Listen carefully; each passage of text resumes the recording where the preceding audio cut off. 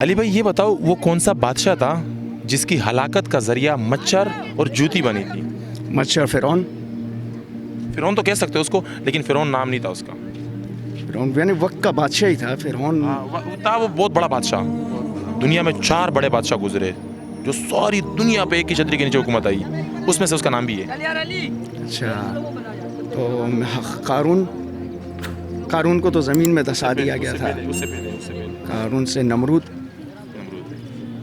نمرود کا ذریعہ جو تھا نا وہ مچھر اور جوتی تھا، اور وہ مچھر بھی لنگڑا تھا، لیکن جوتی اور مچھر اس کا ذریعہ بنا تھا ہلاکت۔ جوتی تو اس کے اپنے ہاتھ سے جو یعنی کہ لوگوں کو کہتا تھا کہ آؤ جو بھی آئے مجھ سے ملنے مجھے میرے سر پہ جوتی مارے، کیونکہ اس کے ناک کے ذریعے وہ لنگڑا مچھر اس کے دماغ میں بنبھنا رہا تھا، جس کی وجہ سے اس کی ہلاکت ہو گئی۔ حالانکہ اس نے شیشوں کی دیواریں بھی لگا دی تھی، لیکن اس کے باوجود بھی اللہ تعالیٰ کا حکم تھا اس مچھر کو کہ تم اس کے دماغ میں داخل ہوگے اور اس کی موت کا ذریعہ بنو گے۔ بالکل۔ اچھا یہ بتاؤ نمرود کی خاندان میں سے وہ کون سا شخص تھا کہ حضرت ابراہیم علیہ السلام کے اوپر نمرود کے خاندان میں سے اس کے اوپر ایمان لایا تھا؟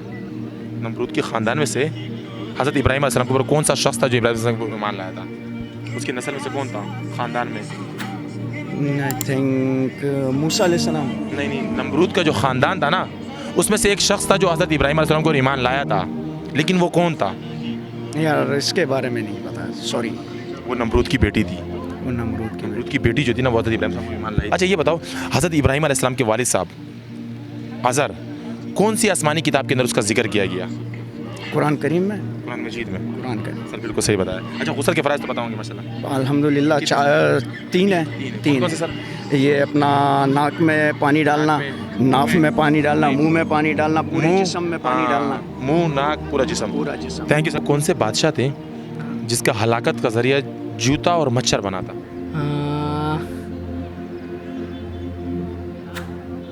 نہیں معلوم۔ اب حضرت ابراہیم علیہ السلام کے والد صاحب عزر کون سی آسمانی کتاب کے اندر اس کا نام آیا ہے؟ قرآن مجید میں ہے 4 کتابوں میں سے۔ غسل کے فرائض تو بتاؤ کتنے؟ غسل کے 3 فرائض ہیں۔ کون کون سے؟ کلی کرنا، ناک میں پانی ڈالنا اور پورے جسم پہ پانی بہانا۔ نمرود کے خاندان میں سے وہ کون سا شخص تھا جو حضرت ابراہیم علیہ السلام کے اوپر ایمان لایا تھا؟ حضرت ابراہیم علیہ السلام۔ نمرود کے خاندان میں وہ کون سا شخص تھا کہ حضرت ابراہیم علیہ السلام کے اوپر اس نے ایمان لایا تھا؟ محمد صلی اللہ علیہ وسلم۔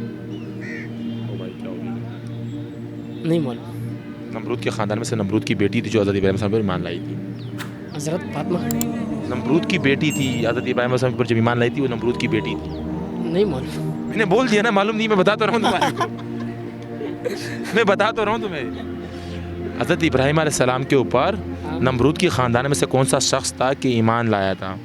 تو وہ نمرود کی بیٹی تھی جو حضرت ابراہیم علیہ السلام کے اوپر ایمان لایا تھا۔ بیٹی تھی۔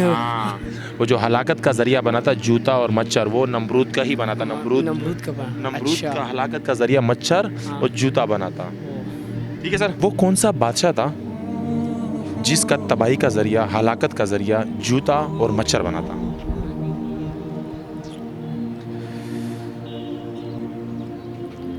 حضرت نمرود علیہ السلام۔ نمرود علیہ السلام وہ نہیں کہہ سکتے، نمرود حضرت ابراہیم علیہ السلام کے دور میں نمرود۔ ہاں حضرت نمرود حضرت نہیں کہہ سکتے، نمرود۔ اچھا نمرود کے خاندان میں سے وہ کون سا شخص تھا جو نمرود کے خاندان میں سے حضرت ابراہیم علیہ السلام کے اوپر ایمان لایا تھا؟ ان کی اپنی بیٹی۔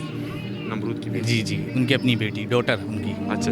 اچھا یہ بتا دیجیے کہ حضرت ابراہیم علیہ السلام کے والد صاحب عزر کون سی آسمانی کتاب ہے جس کے اوپر اس کا نام آیا، جس کے اندر اس کا نام آیا ہے؟ قرآن مجید۔ ماشاءاللہ سر یہ تو آپ کو بالکل پتہ ہے یار سر۔ اچھا یہ بتا دیجیے غسل کے فرائض تو بتاؤں گے آپ کو؟ جی پتہ ہے۔ کتنے سر؟ 3۔ کون کون سے؟ منہ کلی کرنا، ناک میں پانی ڈالنا اور جسم کا ایک بال گیلا کرنا۔ وہ کون سا بادشاہ تھا جس کی ہلاکت کا ذریعہ جوتا اور مچھر بنا تھا؟ نمرود۔ رائٹ صحیح بولا۔ اچھا نمرود کی خاندان میں سے وہ کون سا شخص تھا کہ حضرت ابراہیم علیہ السلام کے اوپر جب ایمان لایا تھا؟ یہ پتہ نہیں ہے۔ نمرود کے خاندان میں سے ایک ایسا شخص تھا جو حضرت ابراہیم علیہ السلام کے اوپر ایمان لایا تھا۔ اچھا اس کی بیوی تو نہیں تھی؟ نہیں یہ نہیں پتہ، نہیں پتہ۔ نمرود کی بیٹی تھی۔ اچھا کوئی اور؟ اچھا یہ بتاؤ حضرت ابراہیم علیہ السلام کے والد صاحب عزر اس کا نام آسمانی کتابوں میں آیا ہے، कौन सी आसमानी किताब के अंदर उसका नाम आया है? 4 आसमानी किताबें, उसमें से एक आसमानी किताब है उसका नाम आया है, वो कौन सी आसमानी किताब है जिसके अंदर उसका नाम आया है? कुरान मजीद में आया होगा क्योंकि उनके नाम के ऊपर पूरी सूरत है ना, इब्राहिम, उसमें लाजमी आया होगा कुरान मजीद। कुरान मजीद में। हाँ। ये भी बिल्कुल सही है। गुस्सा का तो फिर पता होगा आपको। हाँ, उसका कहीं पता है। कितने हैं सर? फर्ज कितने हैं? 4। 4 नहीं है, 3 है। अच्छा 3। अच्छा 3, 4 तुम कौन से बता रहे थे? नहीं बस 3, मुझे भी याद आ गया कौन से 3 है। कौन कौन से?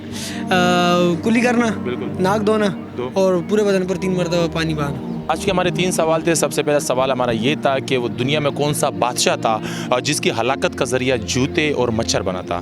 तो वो नमरूद थे। हज़रत इब्राहीम अलैहिस्सलाम के दौर में जो थे नमरूद, उसके हलाकत का ज़रिया मच्छर और जूती बनी थी। और दूसरा सवाल हम लोगों ने लोगों से ये किया था कि हज़रत इब्राहीम अलैहिस्सलाम के वालिद साहब अज़र, कौन सी आसमानी किताब के अंदर उसका जिक्र किया गया? 4 आसमानी किताबों में से कौन सी आसमानी किताब में उसका जिक्र किया गया? तो वो कुरान मजीद हमारे प्यारे नबी करीम सल्लल्लाहु अलैहि वसल्लम पे जब नाजिल हुई थी उसके अंदर उसका जिक्र किया गया अज़र का। तीसरा सवाल हमारा ये था कि नमरूद की ख़ानदान में से कौन सा शख्स था जो हज़रत इब्राहीम अलैहिस्सलाम के ऊपर ईमान लाया था? तो वो हज़रत नमरूद की जो बेटी थी, ख़ुद नमरूद की जो ज़ाती बेटी थी, वो हज़रत इब्राहीम अलैहिस्सलाम के ऊपर ईमान लाई थी। ये हमारे सवाल थे। मिलते हैं एक नए सवाल के साथ इंशाल्लाह।